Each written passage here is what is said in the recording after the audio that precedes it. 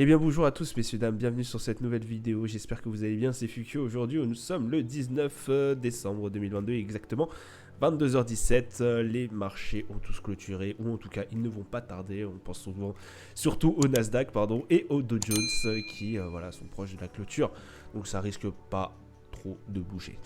On a du coup un CAC 40 qui finit dans le vert, la séance à plus 0,32%, 6473 points, l'Eurostox à plus 0,20%, le DAX à plus 0,36%, le FTSE 100 à plus 0,40%.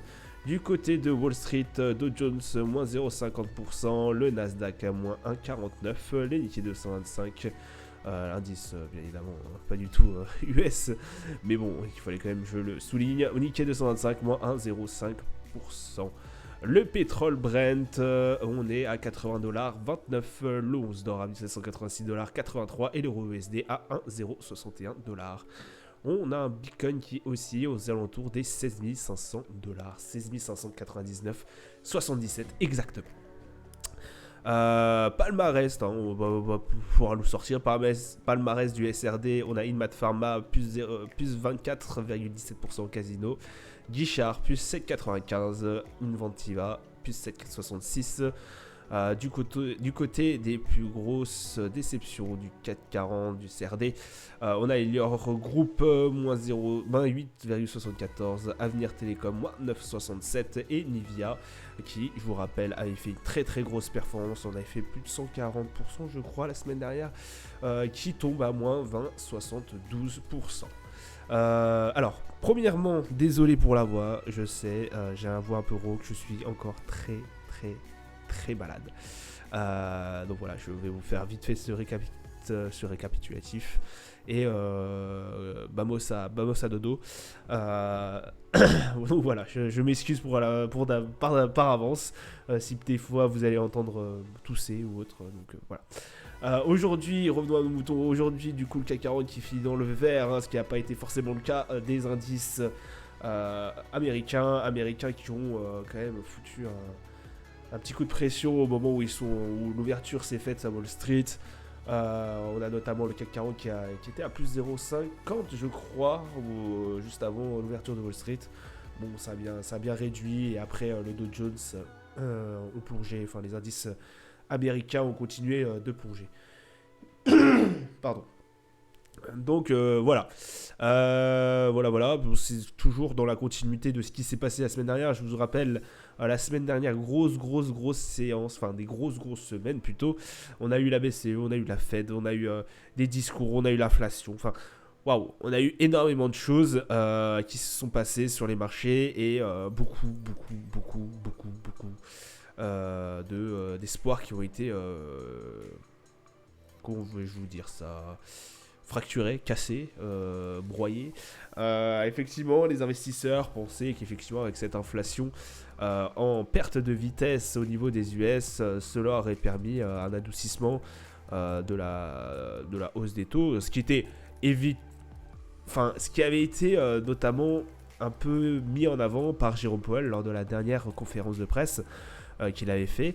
Et par la suite, ça a été un peu une désillusion puisque bon, ils ont dit oui, d'accord, on va peut-être être moins abrupt au niveau du relèvement des taux, mais cela ne veut absolument pas dire que nous allons complètement arrêter la hausse des taux. Donc là, voilà, tout le monde se pensait que ça allait s'arrêter d'ici peu de temps. Et non. Tant que l'inflation est toujours à 7% et quelques, même si elle a réduit énormément par rapport à ce qu'on avait pensé, il va falloir continuer quand même à relever les taux. Donc voilà, ça n'a pas forcément plu aux investisseurs qui pensaient à un avenir plus radieux, j'ai envie de vous dire, qui pensaient qu'on était reparti pour de bon. Bon, on va voir par la suite, mais je reste quand même toujours assez confiant. Je pense que ça va être encore un bon rebond. Je pense que l'inflation va redescendre encore un peu. Alors après, on a du travail quand même, parce que 7% d'inflation, on commence vraiment l'année 2023 assez mauvais. Assez mauvaise plutôt. Donc voilà. C'était juste pour vous faire une petite aparté. Donc forcément, aujourd'hui, on n'a pas eu énormément de résultats, ou même, enfin pas de résultats, mais d'annonces qui ont été faites, qui ont été importantes, donc forcément ça n'a pas énormément bougé, hein. Je crois qu'il y a eu moins de 3 milliards d'échanges au niveau du CAC, enfin moins 3 milliards, ouais, moins de 3 milliards je crois et quelques, je crois que c'est ça, donc 2,7 milliards, pardon, voilà, volume d'affaires de 2,7 milliards d'euros, pas au niveau du CAC, mais bon bref, c'est très très peu, très peu, donc forcément par-dessus, il n'y a pas eu énormément de... Ça n'a pas énormément bougé. En plus, vous savez, on est... voilà, pour les Français, beaucoup sont en vacances. Beaucoup ont commencé leurs 2 semaines de vacances. Ils ont bien de la chance. Donc voilà, la période des fêtes commence à se faire de plus en plus sentir, hein. Je vous avoue que ce week-end, bah, de toute façon, c'est Noël, pour ceux qui ne savent pas.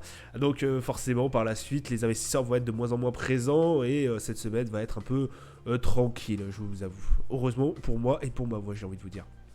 Donc voilà, pardon. Donc voilà ce qui se passe un peu. On a eu du discours de Hawkish, qui est un des présidents de la Fed, enfin un des présidents de la Fed, bon qui est dans toutes les têtes. Bon, ça suit la continuité en fait de ce qu'a dit Jérôme Powell. Donc voilà, regardez à l'esprit que là, pour l'instant, on est en train de... Ça n'a pas énormément bougé sur cette semaine, à mon avis, hein, c'est toujours mon ressenti à moi. Ou à moins que j'ai raté des grosses annonces. Mais bon, ça, je doute fortement. Bon, après, voilà, c'est vrai qu'avec des volumes assez peu conséquents, on peut très vite prendre 1% ou 2, quoi. mais c'est assez rare quand même. C'est assez rare avec des volumes aussi peu forts. Donc voilà, méfiez-vous quand même. Vous allez voir sur les graphiques, je vais vous montrer sur les graphiques, mais attention quand même. Du côté des valeurs, du coup, on a Inat Pharma, hein, comme je vous l'ai dit précédemment, qui a grimpé de 24% après avoir accordé à Sanofi une licence exclusive permettant à ce dernier d'exploiter la plateforme Enquête en oncologie, engageant des cellules tueuses contre la cible du B7H3. Bon, voilà. Donc IMAT Pharma, grosse progression, palmarès du SRD aujourd'hui et même top 1, plus 24,17%. Du côté du calendrier d'annonces économiques, alors aujourd'hui on a eu quand même le climat des affaires IFO. Au niveau de l'Allemagne, belle hausse même, meilleur que prévu. Donc voilà, c'était quand même à souligner aux alentours de 10h en Allemagne. Demain, bon, alors on a quand même la banque japonaise qui parle, décision des taux d'intérêt. Donc la banque japonaise à suivre, voilà, si vous êtes notamment je pense aux ceux qui sont sur le Forex, les Forexeux comme je les appelle bien. Voilà, 4h du matin, bon je pense que la vidéo sera pas sortie, mais à ce moment-là, voilà, il faudra faire attention, Japon. Procès verbal en Australie et on aura le permis de construire quand même à 14h30 au niveau des US. Du côté des marchés, on va se pointer direct au marché. Alors les marchés, bon bah voilà, le Nasdaq qui se casse bien la gueule, hein, voilà. De toute façon depuis cette semaine, ça se casse vraiment la gueule. 11 074, on va aller chercher cette barre des 11 000, hein, de toute façon, hein, on est tout proche. Voilà, je vous ai mis une barre à 11 000, 10 984, mais bon, c'est 11 000 quoi. Barre qui nous rappelle qu'on est très très proche du plus bas niveau de toute l'année.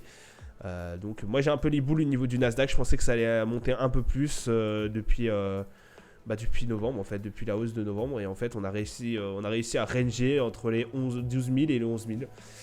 11 500 exactement. Donc là, un peu les boules que cette barre des 11 500 a été pétée, forcément avec ce qui s'est passé la semaine dernière. Donc là, on redescend bien comme il faut. Bon, on est même repassé au niveau du MACD en baisse. Et au niveau du RSI, faites attention, on commence à arriver près de la zone de survente. Le DAX, bon, alors le DAX qui a replié aussi, parce que forcément, qu'avec Wall Street, ça baisse, hein.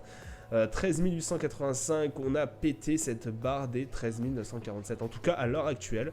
Ça se trouve à faire de la résistance, regardez, hein, on avait atteint un beau bas, et puis au plus haut, on avait réussi quand même à atteindre cette barre des 14 000 et quelques, 13 947. Donc c'est possible que cette barre-là n'ait pas cédé. Attention à ce que le gap va faire, attention au gap de demain. Au niveau du RSI, bon, on commence à se rapprocher quand même vers la zone de survente. Au niveau du MACD, ça redescend fortement. Faites attention si on va pas redescendre en zone de... Enfin, si on va pas passer en vente. Et voilà, RSI, faites attention à la zone de survente. Le Brent qui a repris un peu de couleur. On est repassé au-dessus de la barre des 80 dollars et quelques. Donc oui, pour les haussiers ça fait du bien. Non, pour nous ça ne fait pas du bien, nous consommateurs. On aurait préféré que ça baisse encore plus, mais bon, on est quand même sur les plus bas, on va souligner les plus bas depuis mars quand même, avec un baril de Brent à moins de 80, enfin qui est aussi aux alentours des 80 dollars quand même. Donc voilà, pas grand chose à dire. On a eu un plus bas à 75 et quelques la semaine dernière, ou même la semaine d'avant. Et donc bon bah voilà, faire très très attention à ce que ça va pas rebaisser, parce que là c'est possible aussi que ça soit juste un mouvement de correction. Parce qu'on a quand même une grosse baisse, voilà, comme vous voyez toujours. Hop, ça descend, mouvement de correction, ça redescend, mouvement de correction, hop, ça redescend. Donc voilà, faire attention quand même à ce mouvement de correction. Au niveau du RSI, on est aux environs de la zone 2, j'ai envie de vous dire. Au niveau de MACD, on est bien baissier quand même. L'or 1787. Alors l'or, depuis un certain moment, j'ai vraiment du mal, il n'arrive plus à redécoller. Alors oui, je vous avais dit qu'il avait quand même réussi à décoller bien comme il faut. Mais ça, c'était il y a une semaine et quelques. Depuis, il n'arrête pas de ranger. Enfin, une semaine et quelques, un peu plus quand même, depuis 2 semaines. Il se balade entre les 1800 et les 1767 et quelques. Donc il n'arrive pas à s'en décrocher. Il n'arrive pas à décrocher la barre des 1800. Voilà, on l'a travaillé 2 fois et quelques, 3 fois avec là. Il n'arrive pas à la péter par le haut ou alors à redescendre. Voilà, ici, en dessous de la barre des 1767. Donc ça reste haussier. Dans l'ensemble, ça reste haussier. De toute façon, on le voit bien hein, depuis novembre, ça a bien pété la hausse. Cette barre des 1700 là qu'on avait cassé par le bas il y a X temps, qu'on n'avait pas cassé depuis 2020. Cette barre là que je vous parle, 1700 et quelques, et qu'on n'avait pas cassé. Attendez, regardez, hein, ça m'impressionne toujours. Depuis environ février 2020 quand même, on n'avait pas cassé et on a réussi à la breaker il y a quelques mois quand même, septembre je crois, ouais, septembre, août. Et depuis, pendant un certain temps, on avait rangé aux alentours des 1700 et les 1622. Cette barre des 1722 avait tenu bon et après ça a été la relance totale pour aller peut-être chercher les barres des 1800. Donc incroyable quand même. Un RSI qui reste quand même neutre et un MACD qui est toujours bien haussier quand même. Faut le souligner. S&P. Le S&P, bon, au revoir la barre des 4100, hein, voilà.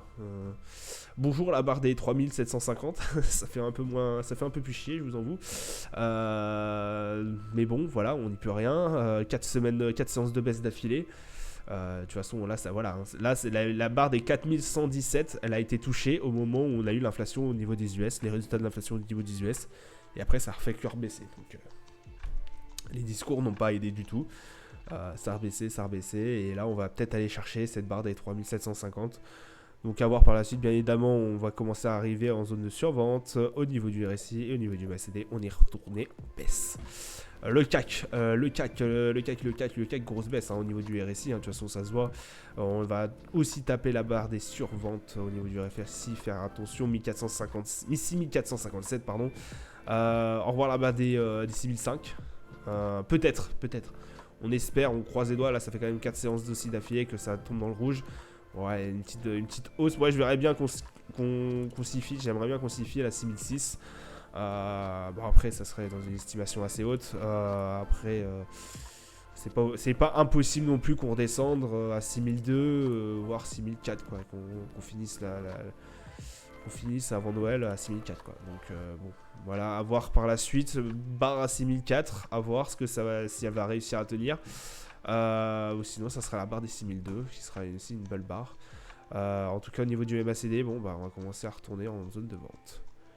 Le Dow Jones, alors le Dow, mine de rien, hein, depuis quand même octobre, on a eu une belle lancée, je vous rappelle. Là, bon, voilà, forcément, avec ce qui s'est passé, ça a plongé. Barre des 33 200 qui a bien cédé. On est à 32 729 et c'est en train de redescendre, Peut-être 32 000 va réussir à stopper cette descente fulgurante. Et je l'espère de tout cœur. Ça serait vraiment très con qu'on perde tout ce qu'on a eu depuis septembre, depuis octobre même. On dit les plus bas depuis septembre, mais ouais, c'est à peu près ça. Moi j'aurais un peu les boules. C'est vrai qu'on était très très bien lancé là, hein. Je vous avoue que même lorsque l'inflation a sonné là au niveau des US la semaine dernière, j'y croyais vraiment qu'on allait choper, ouais, qu'on allait au moins casser cette barre des 35 000 et quelques, et qu'on allait rejoindre les 36 000 peut-être avant la fin de l'année. Donc voilà, c'est à moins qu'il y ait un énorme truc qui se passe, je pense que c'est loin d'y être. C'est loin d'y être. Donc voilà, au niveau du MACD, bon, on va recommencer à redescendre baissier, et puis au niveau du RSI, bon, bah, on est en zone neutre, j'ai envie de vous dire, mais faire attention, on va peut-être pas tarder à la survente. Voilà, ça sera tout pour moi pour aujourd'hui. Je vous souhaite une agréable journée, une bonne soirée à vous. Je vous dis à plus tard. Ciao, ciao.